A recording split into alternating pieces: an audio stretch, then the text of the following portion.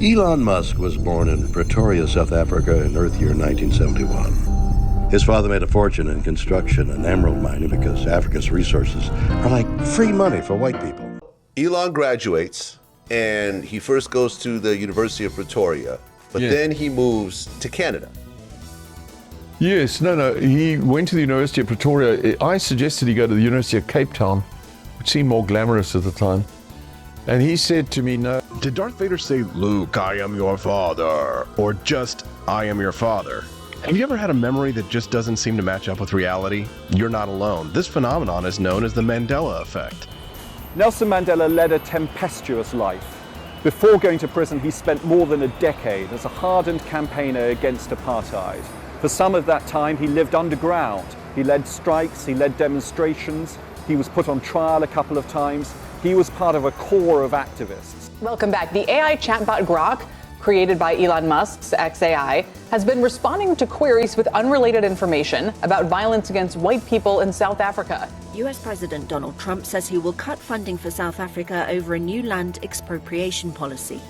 South Africa defended itself on Monday against attacks on the policy by Trump and his billionaire backer Elon Musk, who was born in South Africa. Without citing evidence, Trump said on Sunday, quote, "Certain classes of people in South Africa were being treated very badly." That's under investigation right now. We'll make a determination. And until such time as we find out what South Africa is doing, they're taking away land, they're confiscating land, and actually they're doing things that are perhaps far worse than that.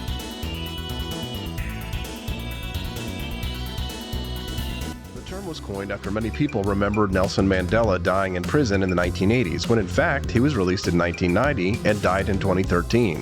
By his willingness to negotiate an end to apartheid, Nelson Mandela changed the course of South Africa's history. Yeah, so 1990, Mandela gets out of prison, and then he gets elected as the first black president of South Africa. And like, how massive a change was this in South Africa? Well, it was very harsh.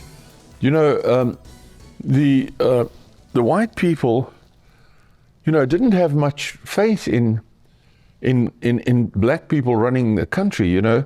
He made sure that there was a peaceful transition from racial dictatorship to democracy. The white people here were terrified of what this meant.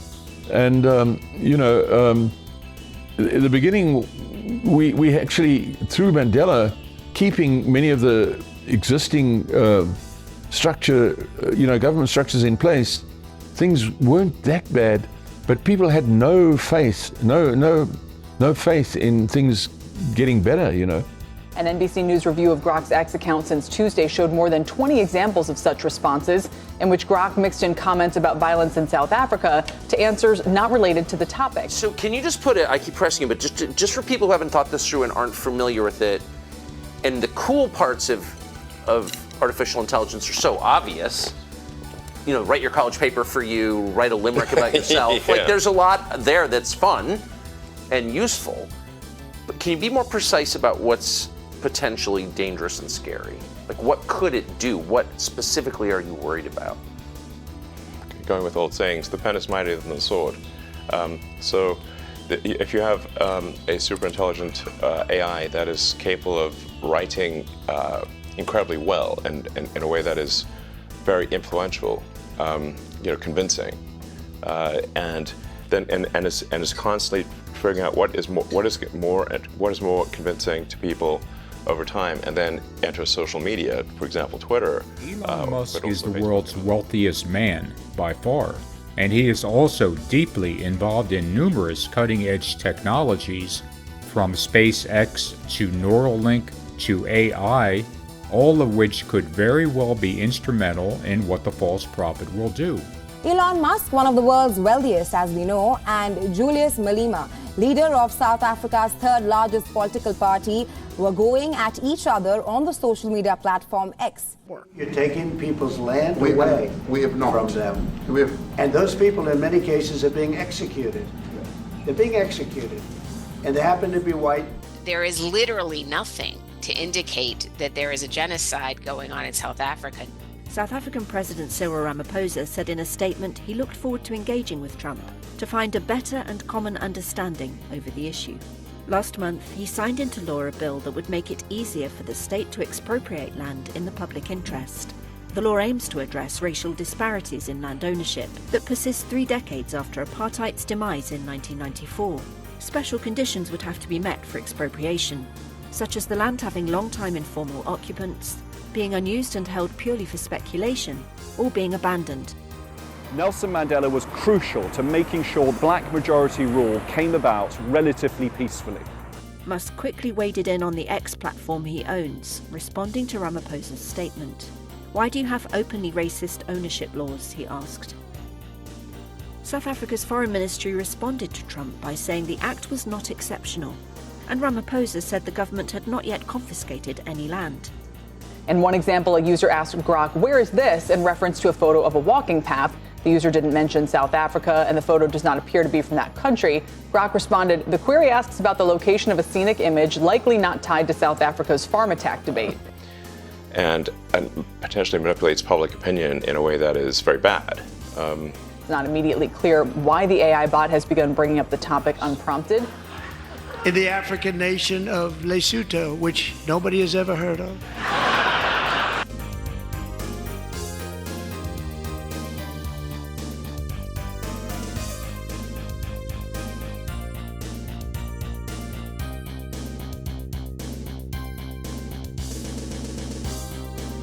You won't have to do it anymore. 4 more years, you know what? It'll be fixed, it'll be fine. You won't have to vote anymore, my beautiful Christians. I love you, Christians. I'm a Christian.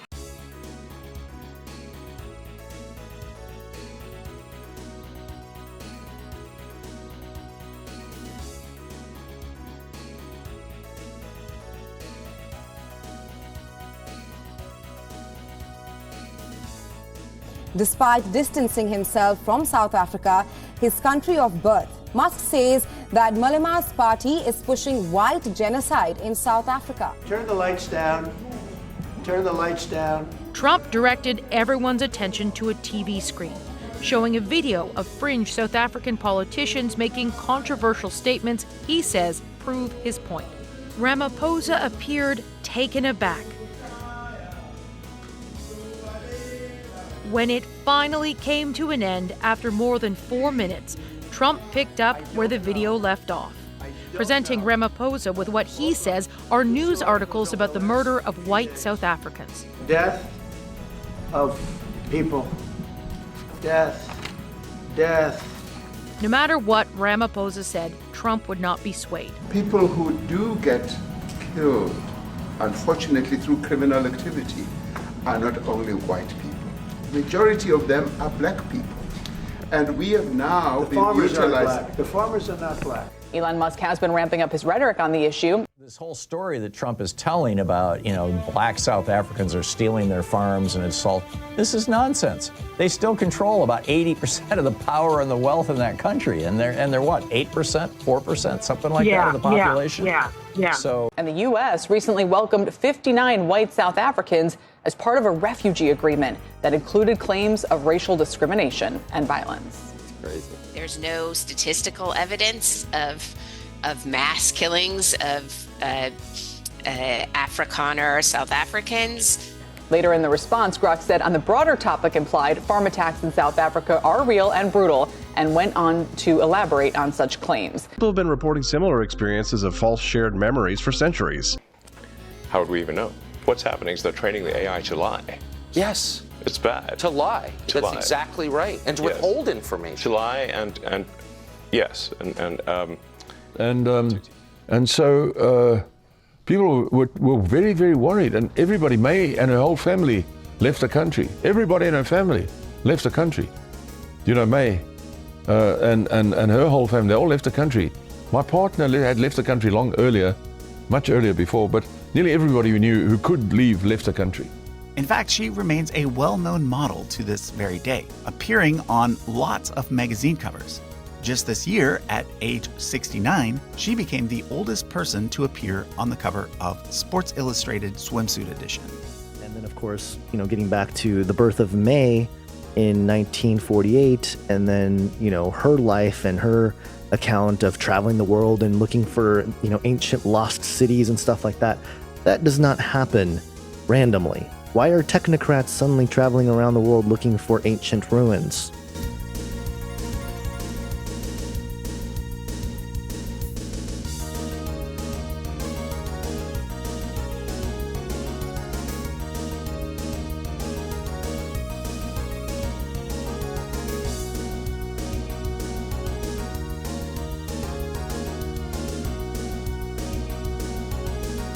A Regina chiropractor, Dr. J.N. Haldeman, faced trial as a member of an illegal organization. He was acquitted.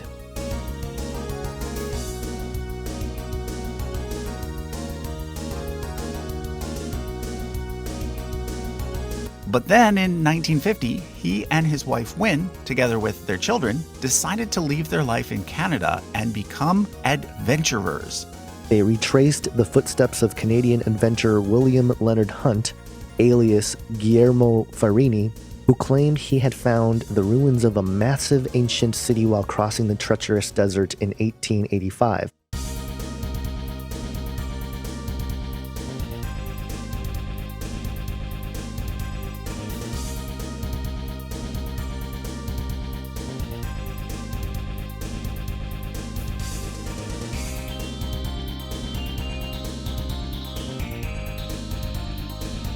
Starting from South Africa in a small single-propeller plane, they traveled tens of thousands of miles around the world and spent many summers exploring the Kalahari Desert, searching for a lost city.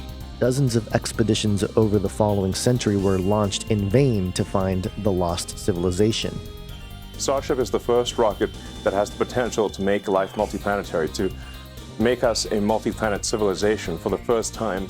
And again, it's not impossible to think that multiple people, higher-ups, alphabet soup agencies, and the rest were aware of this situation, or perhaps even assisting in it. You would think those are some hardcore... And the CIA, too. I believe the CIA was in there, too. Yeah, so. They were in there, too.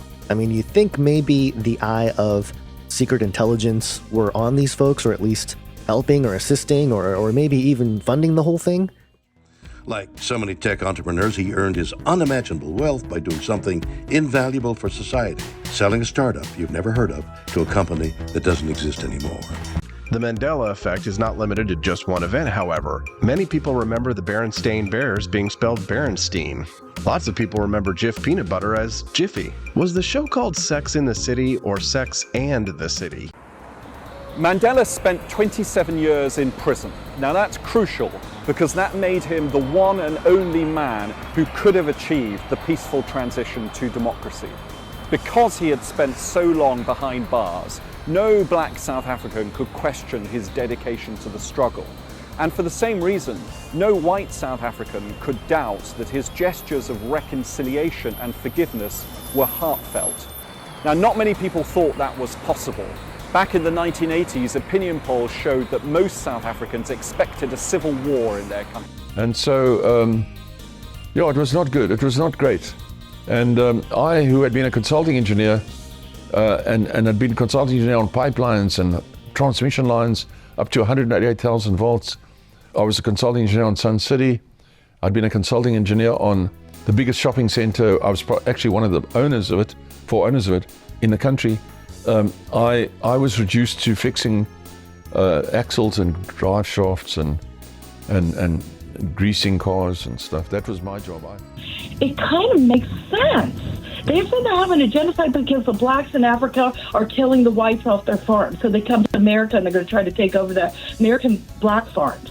Yeah, I'm not, I haven't heard Don Lemon's piece, and I probably won't, but you haven't made a compelling case, Denise. I think that this is the result of Elon Musk, whose family fled South Africa when apartheid ended. Elon Musk was driven in a Rolls Royce from his all-white community to his all-white school every day by a chauffeur. Dozens of Afrikaners have arrived in the U.S. after the Trump administration created an expedited refugee resettlement program just for them. In addition, Musk supports the man who lines up with how the Bible describes the Antichrist, one Donald J. Trump. I'm guessing that Elon Musk whispered in Trump's ear and said, you know, my peeps, my people, my white people in South Africa, would like to come to America.